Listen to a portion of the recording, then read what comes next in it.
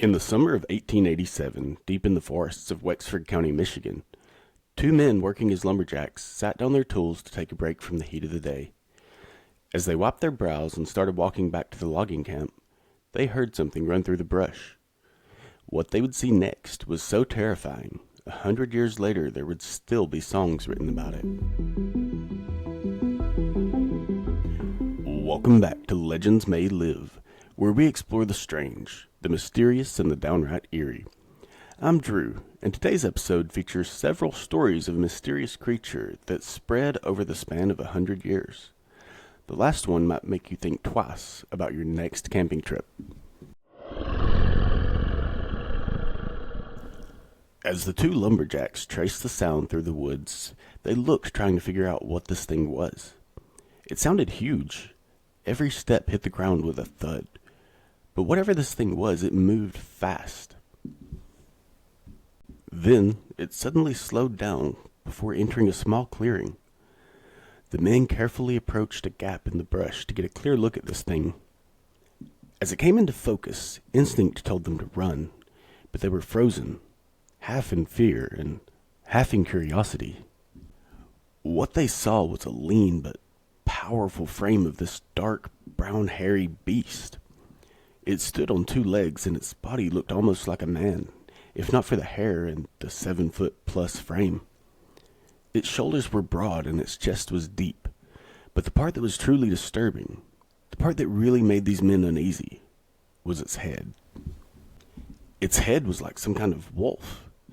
It was like something that shouldn't exist, yet here it was standing right in front of them. And then, out of nowhere, it turned its face toward them.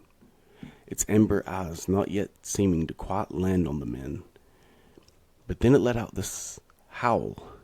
It sounded more like a scream of a man than the howl of a dog, but it wasn't quite either. At this, the men are just about jumping out of their skin. They're tripping all over themselves trying to get away, and finally they find their footing and they head back to camp as fast as their feet could carry them. But the beast never followed. It never even tried to pursue them. Though they would tell their story, it wasn't met with wide publication. In fact, it almost faded into the abyss of time until 1987, a radio disc jockey recorded a song called The Legend regarding this story. He did it as a joke, only to be met with call after call of people claiming to have seen the Dogman.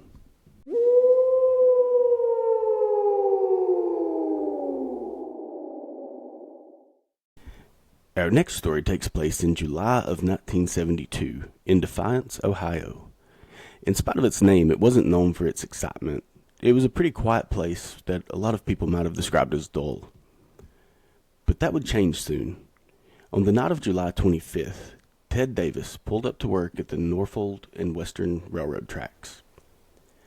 Tonight he would be inspecting the air hoses used for synchronizing braking between each train car. He grabbed his glad hand wrench, the tool he needed for the air hoses, and his rubber mallet which he would use to tap couplers into place, and started his work near the 5th Street crossing. As he works, his hands are almost doing the job for him. He had performed that sort of job hundreds of times before. Then around 4 a.m. he's connecting hoses when something starts to approach out of the corner of his eye. He looks over at what he's seeing and it doesn't make any sense. He rubs his eyes and starts to crawl out from under the train car, but what he's seeing is still so odd and out of place. It's these two huge feet just covered in fur and matted hair. As he's able to get out into the open, he stands up and gets a look at the rest of this thing, and it's not any better. In fact, it's much worse, because what he's seeing is this 6 to 8 foot tall, human-like thing, but it's not quite human. It's almost like he was looking at this supersized blend of a dog and man. But it was holding a piece of wood, and about the time that Ted was able to take in all of what he was seeing, it hit him with a board right in the shoulder before taking off into the woods. Now, it didn't do any serious damage, but Ted's left there stunned at what happened, with a mix of thinking, no one's ever going to believe this, and I've got to get out of here. And he probably would have been right about no one believing him if that were the last sighting. But just days later, on July 30th, Ted's back working, but this time he's with a coworker, and they're having a pretty quiet night with the occasional jab coming from the coworker, like, "Oh, watch out, that Dogman's gonna get you." It's just the kind of banter two guys trying to make it through the workday might have. But about halfway through their shift, they see this dark figure crawling out of the bushes. It's the very same one Ted had seen nights earlier. They watch quietly, but ready to run or fight if they need to. But soon it would look up and see them, and when it did, it ran back into the woods. Only a few moments after it disappeared into the dense thick of the trees, the two men would hear this strange, twisted howl that sounded like something between human and animal. A few days after that, a local grocery store employee was driving home when something with the same description darted out in front of their car. Police took these reports seriously, and they launched an investigation. These weren't the only sightings, and they gathered testimonies from other witnesses and looked for evidence, but they were never able to find any physical proof of the creature's existence. But according to witness accounts, the description police compiled were of a height of 6 to 9 feet, covered in hair, resembling a man with an animal's head, or an upright wolf. Some reports mentioned it was wearing dark clothing, possibly blue jeans and a dark shirt. Bipedal and often hunched over, barefoot with large hairy paws and claws. Sometimes the sightings are like these in Defiance. They flood in for just a few days and then they stop abruptly. But that wasn't the case for Bray Road. Bray Road is a rural stretch in Elkhorn, Wisconsin. It's a quiet town surrounded by farmland and thick forests. But in the late 1980s and early 90s, something began stalking the roads and fields at night. And the numerous reports were all the same. A tall, bipedal, wolf-like creature, glowing yellow eyes, pointed ears, sharp fangs, and a muscular frame, and possibly strangest of all, its body was like a man's. At first, these stories were whispers among locals. Just a lot of stories that started with, "I know this sounds crazy, but," and ended with, "Don't tell anyone I told you. I don't want people thinking I've lost it." It was just a few strange sightings here and there, but soon the encounters became impossible to ignore. One of the many stories begins in 1989, when Lori and Drizzy was driving home late one night. As she drove through the winding country roads, she listened to music coming through her speakers, and her headlights illuminated the trees on either side of the road. An occasional possum or raccoon would scurry across the road in front of her. But as she's driving, she suddenly notices something massive on the side of the road. It definitely wasn't a raccoon. It was a lot closer to bear in size, but its shape was more lean and the proportions were just way off for a bear. Something more like a man, but this was definitely not a man either. She slowed down, trying to figure out what this thing was. As she got closer, she saw something that really made her uneasy. This creature held something in these clawed hands, gnawing on it. Its face had this long snout, and really, it looked more like a wolf, but its body was like a human that spent all of their time in the gym. She's looking at this thing in shock and awe when it raises up its head and locks eyes with her. As she stared back at it, it wasn't like looking into the eyes of some deer or raccoon. This thing seemed calculating, like it was examining her with the same intelligence she was inspecting it with. Frozen in fear, Lori could only watch as the creature slowly stood up on two legs. Then it took a step toward her, and her heart just about beat out of her chest. She slammed on the gas and sped away, with the beast vanishing in the night behind her. Just 2 years later, in 1991, Doris Gibson was driving down Bray Road when all of a sudden she feels this massive thud on the back of her car, like someone just dropped something really heavy on her trunk. She reacted on instinct, slamming on the gas, but as she did, she looked in her rearview mirror to see what just happened, and that's when she saw it. A giant wolf-like beast gripping the back of her car, its clawed hands just grasping tightly at her trunk. Doris could hear her pulse pounding in her ears as she tried to force the gas pedal down farther, but it was already touching the floor. Then she suddenly felt the car jolt as if the creature let go, and as suddenly as it appeared, it was gone. When she got home, she was reeling. Thinking she couldn't possibly have seen what she saw, Doris checked her car. But before she could even make it to the trunk, she could see these deep scratches going down the back, gouged into the metal.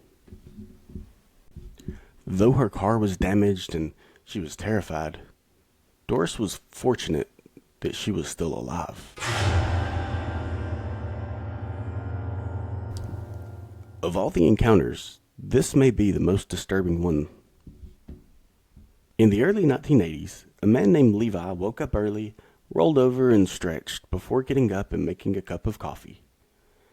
Soon after, his wife Diane would come into the kitchen leading their excited but groggy children, Stephen and Connie. As Levi sipped his coffee, he went down his list. Fishing poles? Check. Life jacket? Check. Grill? Check. They were all looking forward to their yearly camping trip in the northern part of the land between the lakes. Once they finished their breakfast, Levi hitched the camper to the car and Diane and the kids piled in. After a series of "Are we there yet?" and aggravating bathroom stops, they made it to the land between the lakes. They scoped out a good spot and set up for a week full of fishing, hiking, and taking in nature. They were in a spot where you could see other campers in their RVs, but far enough that it still felt like you had your own space. Through the day, everyone kind of did their own thing. Some swimming, some fishing, some tree climbing, and as the evening began to wind down, Levi pulled out the grill and made some burgers. As the family sat under the stars, they began to hear some odd growls in the distance. They became deep and guttural. They couldn't quite put their finger on what kind of animal was making them, but it was a bit unsettling. Still, it sounded far enough away. Really wasn't a big deal, so they didn't worry about it too much. The next morning, Levi and Stephen got up and made their way outside. They were going to go ahead and get some firewood for later that night. Diane was still in bed. The sound of the chirping birds was just so relaxing, she thought it's the perfect time to sleep in. Meanwhile, Connie was still trying to decide what she wanted to do with her day as she slowly modeled around the camper. So Levi and Stephen are out gathering up sticks and twigs, and Levi greets the camp neighbor Roger as they walk by. When, out of nowhere, there's this loud rustling coming from the thick brush. Levi looks up, and there's this enormous black mass coming directly towards Stephen. It grabs him in his mouth and begins to shake its head, but Levi yells out for his son and moves to try to beat this thing away from the boy. It drops Stephen and turns to Levi.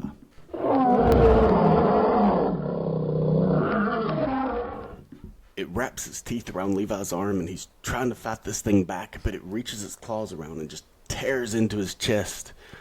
Levi tries to wrestle this thing, but it's over in a matter of seconds.